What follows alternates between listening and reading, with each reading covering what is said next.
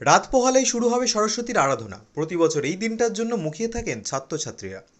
নানা রঙের শাড়ি পাঞ্জাবিতে ঝলমল করে উঠবে বুধবারের সকাল। তার আগে শহরের বিভিন্ন প্রান্তে শুরু হয়ে গিয়েছে শেষ মুহূর্তের প্রস্তুতি। কোথাও টোটো করে তো কোথাও ছোট গাড়িতে চেপে গন্তব্যের জন্য চলেছে সরস্বতীর মূর্তি।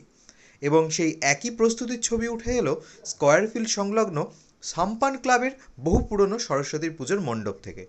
মঙ্গলবার এই পুজো উদ্বোধন করতে এসেছিলেন টলিউডের অভিনেত্রী ঐন্দ্রিলা সেন। সঙ্গে ছিলেন বহরমপুর পৌরসভার চেয়ারম্যান নারুগোপাল মুখার্জি। বহরমপুরে এসে খুশি হয়েছেন অভিনেত্রী।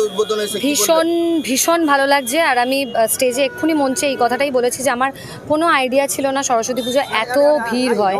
তো সত্যি ভীষণ ভালো লাগছে আজকে আমি এখানে আসতে পেরেছি। অর্থাৎ হচ্ছে ওখানে ঐন্দ্রিলার মা আছে, আমি আছি। আমরা চাইবো যে ঐন্দ্রিলাকে দেখে আমাদের বাচ্চারা যারা আছে কালকে, যারা ভ্যালেন্টাইন্স ডেটাকে তারা যেভাবে আনন্দ করতে চায় সমস্ত রকম হচ্ছে মানসিক সাহায্য আমাদের আছে।